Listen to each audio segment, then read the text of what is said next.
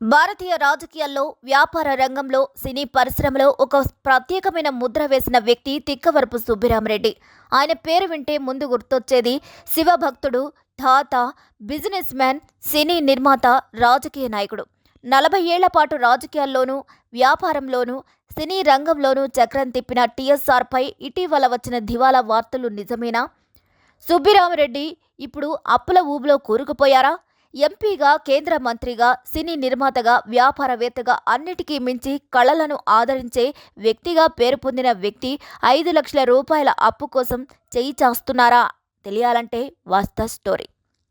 T. Subbirami Reddy నెల్లూరులో జన్మించారు. ఆయన తండ్రి బాబురెడ్డి, తల్లి రుక్మిణిరెడ్డి. చిన్నప్పటి నుంచే తల్లి ప్రభావం ఆయనపై ఎక్కువ. తండ్రి అంతగా పట్టించుకోకపోయినా తల్లి తన కుమారుడు పెద్ద వ్యాపారవేత్త కావాలని కలలు కనేది.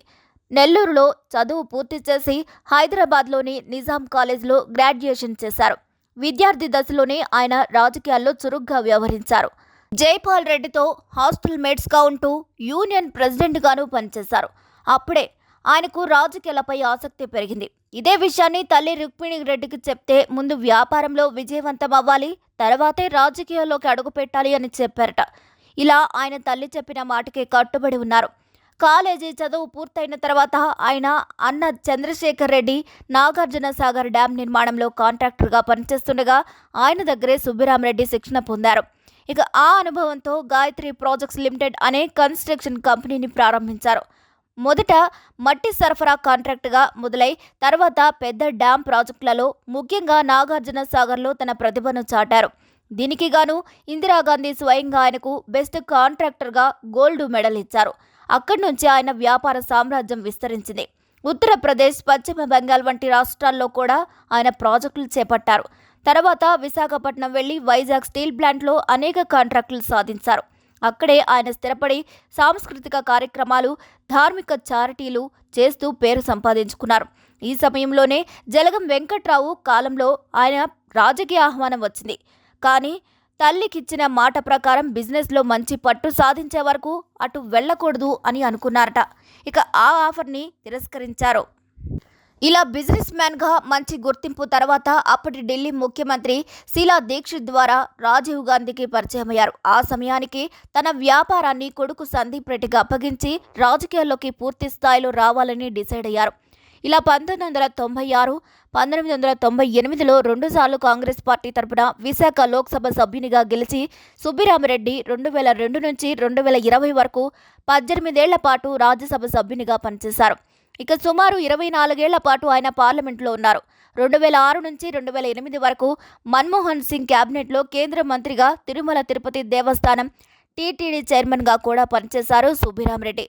ఇలా వ్యాపారం, రాజకీయాలకే పరిమితం కాకుండా ఆయన సినిమా నిర్మాణంలో కూడా అడుగుపెట్టారు.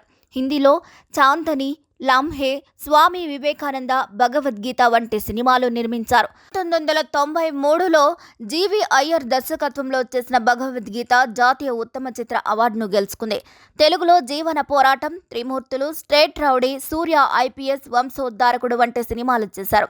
ఇక ఇలా ఆయన పేరు సినీ రంగంలో కూడా ప్రతిష్టను సంపాదించుకుంది. అంతేనా, అమెరికా, లండన్, దుబాయ్ లాంటి దేశాల్లో కూడా ఆయన arts, films and cultural programmes నిర్వహించారు. ఎన్నో దేశాల్లో ఇండియన్ కల్చర్ అంబాసిడర్గా పిలిపించుకున్న ఘనుడు.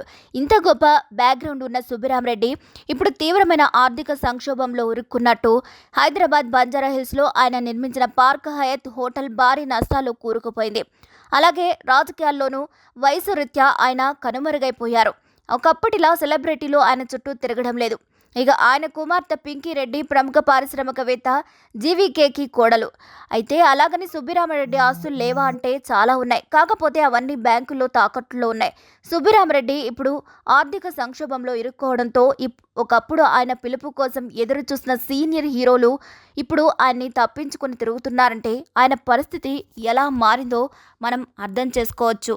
ఇలా సుబ్బిరామిరెడ్డికి మంచి శివభక్తుడు అనే పేరు కూడా ఉంది. అనేక ఆలయాల అభివృద్ధికి, సాంస్కృతిక కార్యక్రమాలకు విరాళాలు ఇచ్చారు కూడా. అంతేనా, టాలీవుడ్, బాలీవుడ్ పెద్ద పెద్ద సినీ ప్రముఖులకు గౌరవ సత్కారాలిచ్చి వారిని ప్రోత్సహించారు. అనేక మంది సినీ నాటక కళాకారులకు ఆర్థిక సాయం చేసి వారికి ఒక మిత్రుడిగా నిలిచారు. ఇలా కళాబంధు అనే బిరుదు సంపాదించుకున్నారు. ఇంతటి పేరు ఉన్న సుబ్బిరామరెడ్డి ఆర్థిక ఇబ్బందులు, బ్యాంకు అప్పుల కేసులతో వార్తల్లోకి ఎక్కుతున్నారు. గాయత్రి ప్రాజెక్ట్ లిమిటెడ్ కంపెనీ తరపున సుమారు 6,000 కోట్ల వరకు అప్పు ఎగ్గొట్టినట్టు ఆరోపణలొచ్చాయి. Bank of Maharashtra, SBI, Canara bank వంటి సంస్థలు ఆయనపై ఎన్సీఎల్టీలో పిటిషన్ వేశాయి. అలాగే ముంబైలోని చాంపియన్ ఫిన్సెక్ కంపెనీ వద్ద 100 కోట్ల రూపాయలకు పైగా షేర్లు తాకట్టు పెట్టి మోసపోయానని కూడా సమాచారం. ఇక దీంతో ఇండస్ట్రీలో, రాజకీయాల్లో తెలిసిన వాళ్ళందరికీ కూడా ఆయన ఫోన్లు చేసి 5 లక్షల రూపాయలు, 10 లక్షల రూపాయలు అప్పివ్వమని ఆర్థిక సహాయం అడుగుతున్నారని టాక్. ఇక పాలిటిక్స్, సినిమా, బిజినెస్ వీటన్నిటిలోనూ ఒక వెలిగిన టి సుబ్బిరామరెడ్డి ఇప్పుడు ఎందుకు అలా అయిపోయారు అని ఎవరైనా అడిగితే ఆర్థిక క్రమశిక్షణ లేకపోవడం, ఫాల్స్ ప్రెస్టేజ్కి పోయి ఎలా పడితే అలా డబ్బు ఖర్చు పెట్టడం, బ్యాంకుల్లో 1,000 కోట్ల అప్పులు తెచ్చి వ్యాపారాల్లో పెట్టుబడులు పెట్టడం అని దివాలా తీయడం కారణమని చెప్తున్నట్లు తెలుస్తుంది. అయితే వాస్తవానికి ఆయన వ్యక్తిగతంగా అంత దారుణ స్థితికి చేరలేదు. ఆయన కంపెనీలకే దివాలా పిటిషన్లు వేశారని పలువురు విశ్లేషకులు చెప్తున్నారు. ఇలా టి సుబ్బిరామరెడ్డి జీవితం సక్సెస్, గ్లామర్, పవర్, కాంట్రవర్సీస్ అన్నీ కలిసిన మిశ్రమంగా మారింది. ఒకప్పుడు దాతృత్వం, సెలబ్రిటీ పార్టీలతో పేరు గడించిన ఈ వ్యాపారవేత్త, రాజకీయ నాయకుడు ఇప్పుడు ఆర్థిక ఇబ్బందులతో ఇబ్బంది పడుతున్నారని వార్తలు రావడంతో ఆయన గురించి తెలిసిన వారు షాక్ అవుతున్నారు. మరి ఈ వీడియోపై మీరేమనుకుంటున్నారో కామెంట్ చేసేయండి. మరిన్ని వీడియోస్ కోసం మా ఛానల్ని లైక్ చేయండి, షేర్ చేయండి, సబ్స్క్రైబ్ చేయండి.